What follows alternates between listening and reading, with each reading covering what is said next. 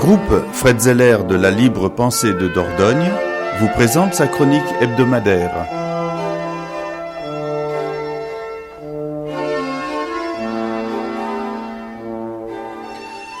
Bonjour aux libres penseuses, libres penseurs de Dordogne, à leurs amis et à nos auditeurs réguliers de cette émission du lundi. Bonjour.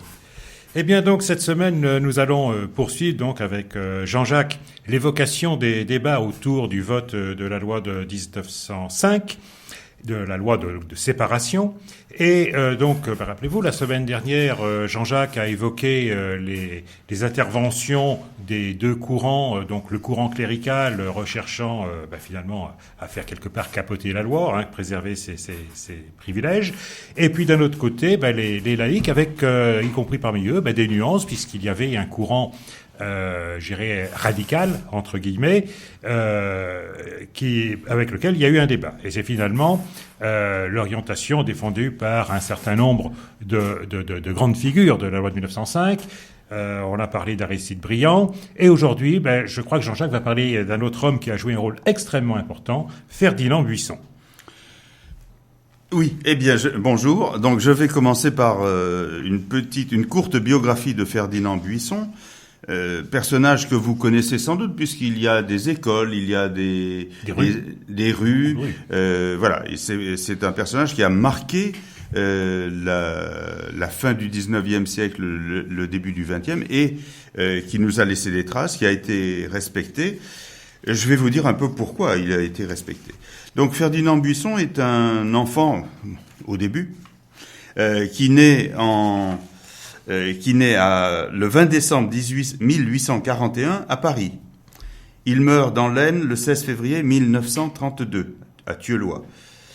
Il est d'une famille protestante. C'est aussi une réalité de la vie sociale en France. Et l'histoire du protestantisme, vous l'avez appris à l'école, a été assez douloureuse. Donc en tant que protestant, en 1841, donc il a 18 ans à peu près au moment où Napoléon le Petit fait son coup d'État contre la République, assassine la Seconde République, et donc Ferdinand Buisson va s'exiler en Suisse. De 1866 à 1870, il refuse de prêter serment au nouveau pouvoir. Donc il est professeur, il est agrégé de philosophie, il est professeur de ce qui deviendra l'université de Neuchâtel en Suisse. Il suit en 1867 les 3 congrès internationaux de la Ligue de la paix et de la liberté. N'oubliez pas, c'est l'époque aussi où l'on fonde la Croix-Rouge en Suisse. Donc l'horreur des guerres a sensibilisé quand même des gens en Europe et les pacifistes veulent s'exprimer. C'est au dernier congrès de Lausanne en 1869 qu'il lit un discours qui sera célèbre. En même temps, il voudrait mettre en place une église protestante libérale. Et ensuite, en 1870, 4 septembre, dès l'annonce de la proclamation de la République, donc la 3e, il revient en France et participe activement aux initiatives politiques et sociales de la municipalité du 17e arrondissement. En décembre 1870, il prend la direction d'un orphelinat municipal du 17e arrondissement. Ça sera le premier orphelinat laïque, qui sera plus tard l'orphelinat de la Seine. Il ne tient pas à enseigner la philosophie, mais il s'investit plutôt dans les orphelinats, les enfants les plus pauvres, et grâce à son amitié avec le ministre de l'Instruction publique, Jules Simon, il s'appelait tous Jules à l'époque, il est nommé à la direction des établissements scolaires parisiens. Le Parti catholique s'oppose à cela. Bon. Il va se retourner vers les orphelinats et il se met en relation avec un philanthrope, Gabriel Prévost, et il s'occupe d'un orphelinat ensuite dans l'Oise, et en 1880, il nomme Paul Robin directeur de cet orphelinat. De 1879 à 1896, Jules Ferry, successeur de Jules Simon, l'appelle à la direction de l'enseignement primaire. En 1890, il devient professeur de pédagogie à la Sorbonne. Il supervise le travail d'écriture et de conception des lois sur la laïcité, et c'est lui qui, en 1900, donc va préparer. Je vous ai parlé d'un compte-rendu des discussions qui vont durer 3 ans, un compte-rendu qui fera 1500 pages. Ce compte-rendu qui donnera un document de 340 pages que Aristide Briand mettra sur le bureau de l'Assemblée. C'est lui qui a donc initié, supervisé tout ce travail. Et en 1905, il est le président de la commission parlementaire qui rédige le texte de la loi de séparation. On peut dire que c'est la cheville ouvrière des promoteurs de la loi de 1905. Oui, c'est son travail, disons finalement, que nous étudions actuellement, et c'est son travail qui a été mis en débat devant les parlementaires, avec ce que disait Jean-Louis tout à l'heure. Donc d'un côté, les monarchistes, les catholiques, le parti catholique. Faut pas oublier qu'il y avait des députés qui étaient des clercs, des abbés, l'abbé Lemire, etc. Il y avait des députés qui étaient donc des religieux. Donc, pour continuer sur le personnage, et je reviendrai sur la loi de 1905 après, Ferdinand Buisson, en 1898, est partisan du capitaine Dreyfus. Buisson participe à la création de la Ligue française des droits de l'homme, dont il sera le président de 1913 à 1926. Donc là aussi, c'est un homme qui a une grande importance, parce que la Ligue des droits de l'homme, avec qui nous aurons peut-être des interventions ici un jour. Donc cette Ligue des droits de l'homme qui a une portée universelle. Il sera député de la Seine de 1902 à 1914, puis de 1919 à 1924. Il est défenseur de l'enseignement professionnel obligatoire et du droit de vote pour les femmes.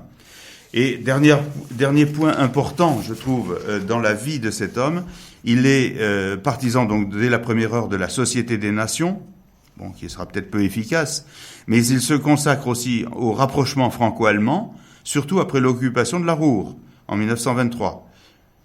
Il invite les pacifistes allemands à Paris et lui-même rencontre les pacifistes allemands à Berlin. En 1927, il reçoit le prix Nobel de la paix avec un professeur allemand, d'ailleurs, Ludwig Quidde. Et ce prix Nobel, il le dédiera aux instituteurs et institutrices de l'école publique. Voilà le personnage dont je tenais à vous parler, qui a été, comme on le disait, donc la cheville ouvrière de cette loi. Et je reviens nous en étions donc au vote, enfin au débat, je dirais pas escarmouche, c'était des combats durs, des affrontements. Et Aristide Briand s'en sortait bien, c'est un brillant orateur, donc et il s'en sortait très bien. Donc le 11 avril, après les premiers débats, donc on passe au vote à la discussion des premiers articles. L'article 1. Qui préserve la liberté de conscience. Donc, l'abbé Lemire, donc député d'Hasbrook dans le Nord, fait l'éloge funèbre du Concordat et il dit un peu comme une menace que le clergé ultramontain sera un adversaire de la République, comme si le clergé français ne l'était pas à l'époque, étant donné qu'ils n'ont jamais accepté la République. Même si y avait peut-être des individualités. Hein. Un autre clérical, le 12 avril, le Roll, dit qu'on ne peut cantonner la religion dans le domaine privé. Ben si, monsieur, on est arrivé, à peu près. Donc l'article 1 sera voté et adopté par 422 voix contre 45. Donc, c'est-à-dire, ce principe de liberté de conscience énoncé est admis par la majorité, une grande majorité des députés. L'article 2. Alors, l'article 2, lui, va être plus douloureux, plus difficile, puisque l'article 2 qui dit « La République ne reconnaît, ne subventionne ni ne salarie aucun culte », eh bien, vous allez voir qu'il y a quand même quelques difficultés. L'article 2, alors, on a un député du Calvados qui s'appelle Delafosse, il veut... Alors, les attaques ne sont pas frontales, elles sont... marginal. Là, il dirait oui, mais il faut maintenir le budget des cultes. Un autre qu'on a déjà vu précédemment, qui s'appelle Berry, il dit oui, mais les pauvres vont être victimes de la séparation. C'est hypocrite, bien sûr. Un amendement donc de cléricaux, on va dire, Olivier et de Benoît, voudrait supprimer le début de l'article 2. La République ne reconnaît ni ne subventionne aucun culte. cette proposition est repoussée par 335 voix contre 243. Le 13 avril, un républicain modéré, Bourgeot, député de Paris, propose un amendement qui affirme la neutralité religieuse de l'État, mais maintient le financement.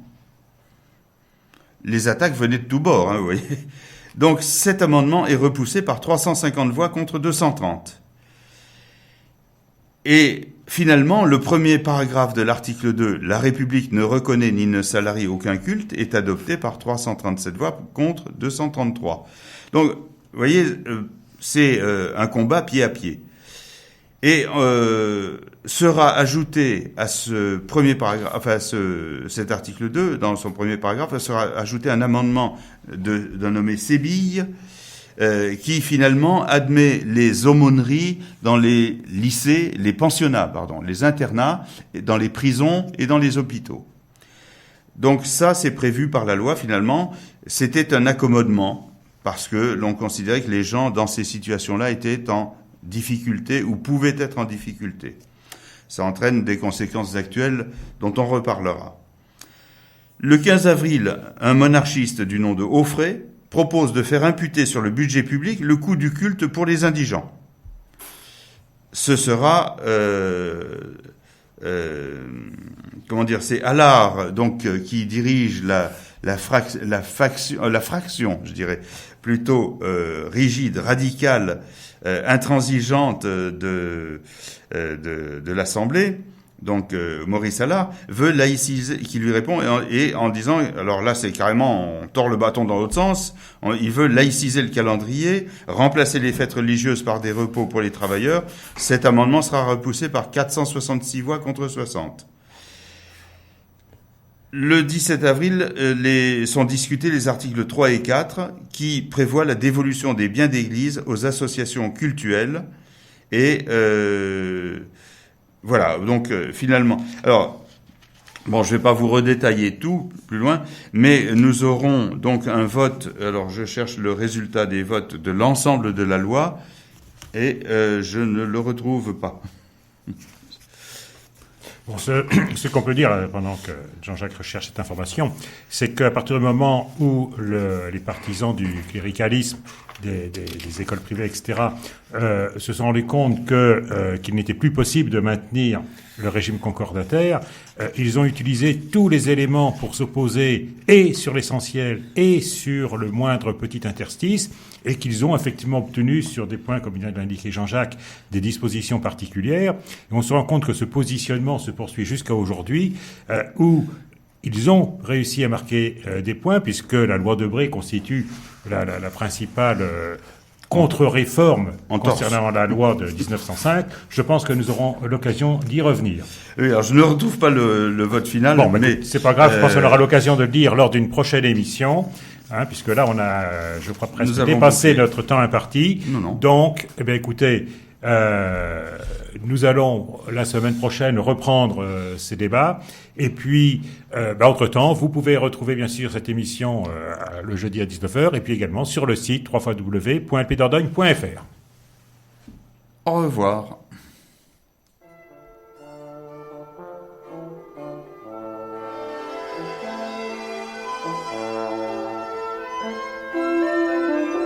Vous venez d'entendre le groupe Fred Zeller de la Libre Pensée de Dordogne.